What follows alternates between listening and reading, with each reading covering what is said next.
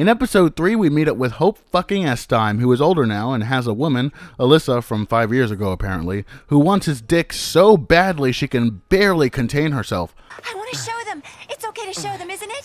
Hope dumps a shit ton of exposition, something about paradoxes and oracles or whatever, and plans to use his influence as the leader of the new regime of the Academy to somehow rescue Vanille and Fang, you know, the actual main characters of Final Fantasy XIII, from the crystal pillar at the base of Cocoon. As far as motivations go, that is pretty alright. Hope and Vanille do seem to have a great budding friendship throughout the story of Final Fantasy XIII, which culminates in the hilariously anticlimactic scene on Grand Pulse, during which Hope confesses his feelings for Vanille, only for her to turn him down. Do something for me, will ya?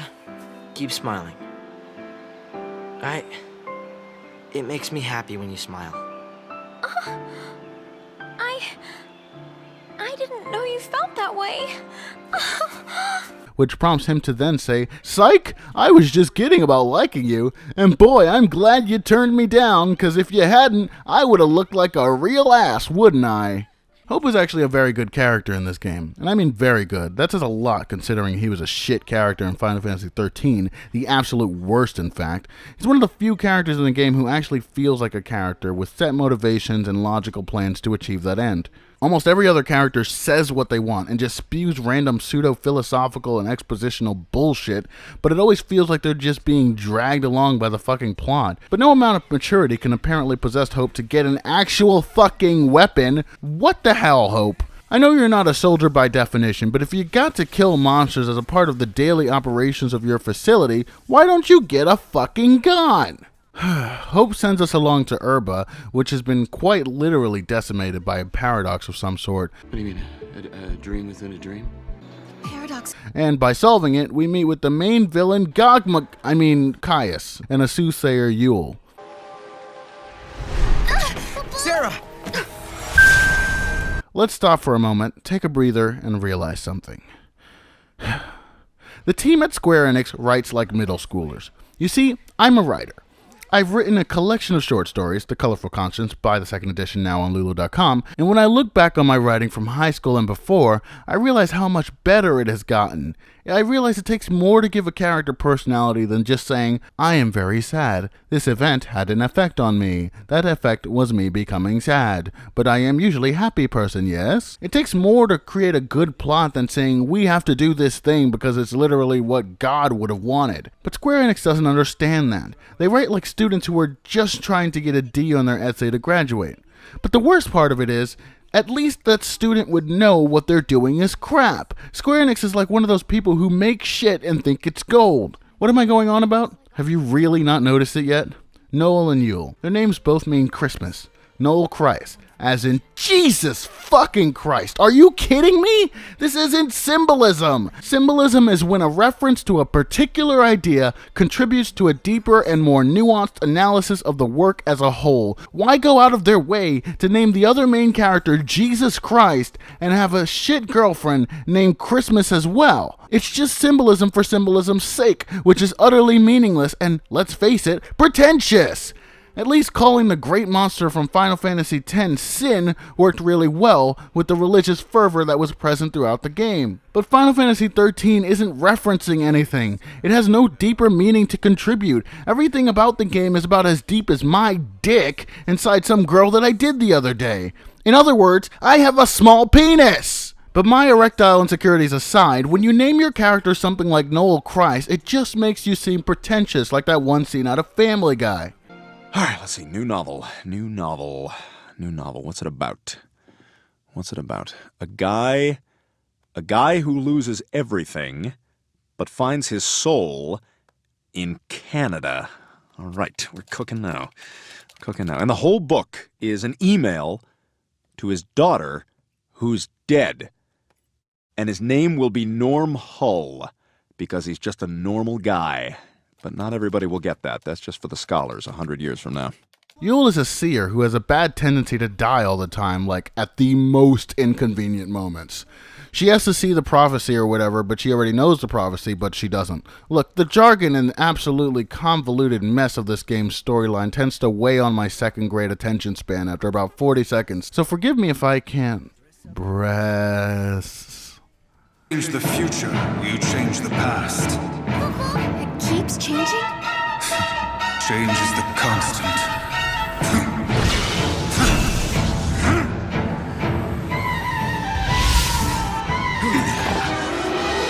Caius. Yes. See, you understand the significance of that. Then you must also understand that I am here for a reason. Your actions have necessitated the strictest sanctions.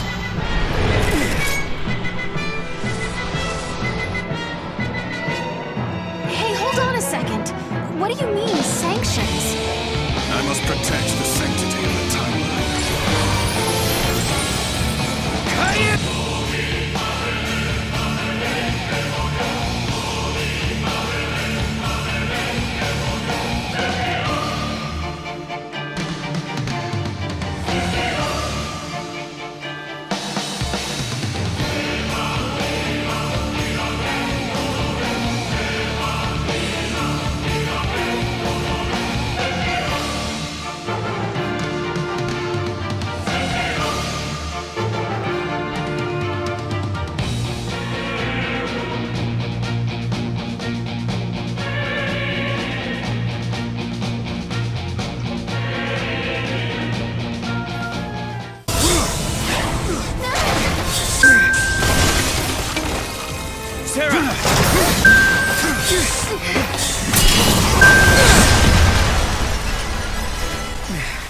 After fighting Caius, who is a fucking Sephiroth wannabe cheater, we stumble our way about to some random forest in the middle of nowhere where the base of Cocoon apparently is.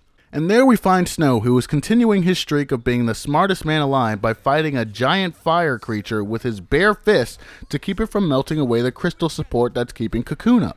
Apparently, in one of the realities, the fall of Cocoon is caused by that thing. Honestly, this whole fucking segment is bogus, and this portion of the game really brings to light just how much of the game is filler. This entire game is designed to be a fucking waste of time. The whole multiple gates lead to different time periods or different versions of the same time period is confusing and time-consuming to say the least. A metric fuck-ton of the world map animations like throwing Mog or even opening treasure chests are long and drawn out as fuck. This game recycles enemies and boss fights constantly. Enemies are programmed to spawn right next to interactive bits and objectives, rendering you unable to interact unless you run away far enough or fight the battle. Plot points and cutscenes are constantly interrupted by random disjointed battles, and most of the objectives in the game are vague and confusing, boiling down to find the thing to do the thing, with not even a hint to go on as to where the objective might be. Without a strategy guide, you might literally be wandering around these confusingly constructed maps for hours on end, while you try to figure out where the fuck you're supposed to be going. And if that's not enough, the game will several times straight up fucking tell you that you can't continue the storyline until you find some arbitrary item, oftentimes in another world altogether, and with no hint as to what the item is or what world it might be in, let alone where it is on the map once you get there. The plotline of this game is stretched so thin that you barely get halfway into the goddamn game before you realize that you're wasting your time. Sarah and Noel literally just hop into random gate after random gate in the hope that they might accidentally land where lightning is. Let's just keep telling ourselves that every time we go through a gate, we're getting closer to lightning. When the game runs out of shit to make you do, it pads itself out by forcing you to complete side missions. Oh yes, it fucking does. So anyway, when the giant Flan is finally defeated, Snow disappears as it turns out he was actually a Snow from a different time period. Great. Cocoon doesn't fall, but that Cocoon was from a time period that was never supposed to exist. And the real Cocoon is going to fall anyway. Nothing changed, nothing was resolved. Moving on. Noel and Sarah make their way to Academia, a city built by Hope and Alyssa, which Hope plans to use to save literally everyone from Cocoon's destruction. How it is physically possible to create essentially a spaceship that will 1. Float for all of eternity, and 2. House every single living being and their pets without running out of food, space, or water is beyond me. But that's Hope's plan, and everyone's all for it. But before we get to that, everyone in this time period is turned into a Seath monster. Somehow a fake Fal'Cie can do that. So Noel and Sarah fight their way through countless hordes of annoying fucking monsters and chase after an image of Caius throughout the city. Yule tries to get herself killed, because, you know, drama, and you fight an annoying boss. You will... No! Look out!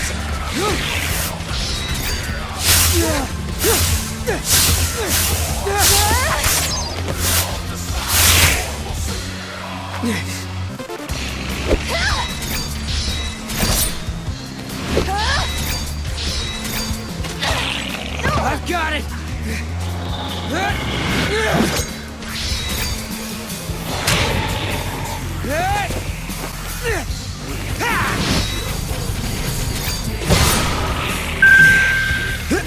So the Yules they keep running into are different Yules every time. Every timeline has one, which makes less sense the more you think about it, but I really wish the game at least went the Bioshock Infinite route of making each Yule look visibly distinct and maybe even have a different personality from the last.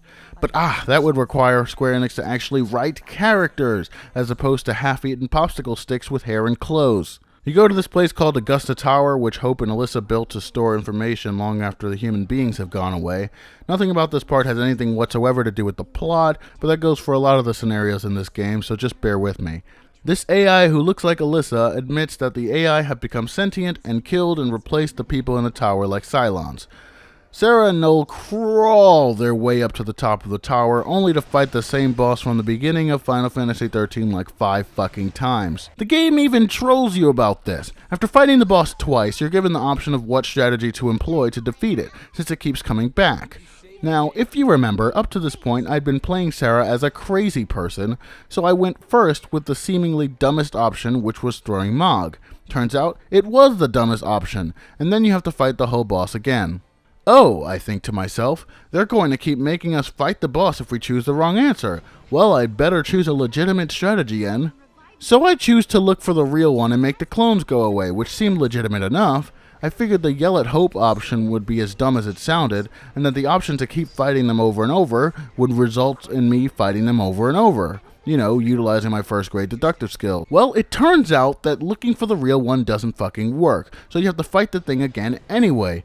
Get this, the answer is to yell at Hope. Yelling at Hope somehow makes Hope from the fucking past realize the Cylons will go on a murderous rampage. This forces him to stop himself from building them, which gets rid of the Cylons in the future. What the absolute God-given, shit-shoveling, cow-humping, cock-sucking, ever-loving fuck!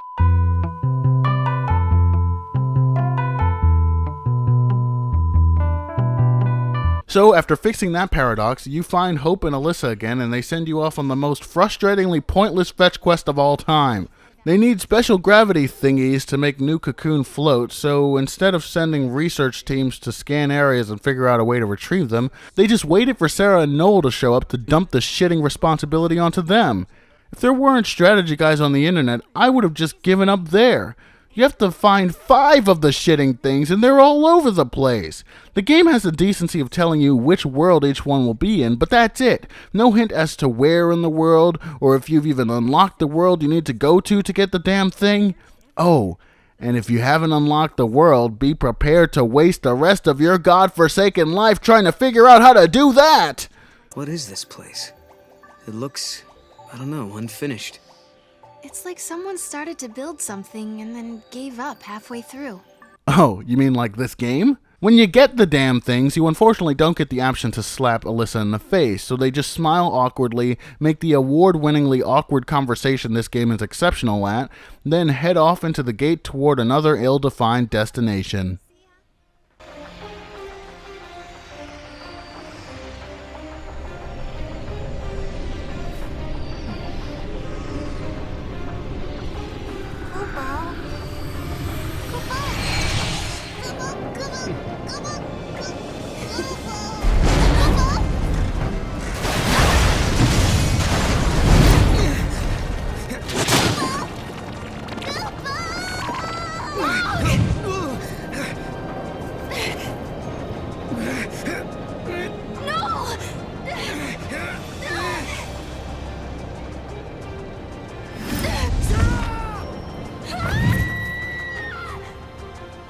I'm sorry, but in the new future that you wish to build, I no longer exist. Goodbye.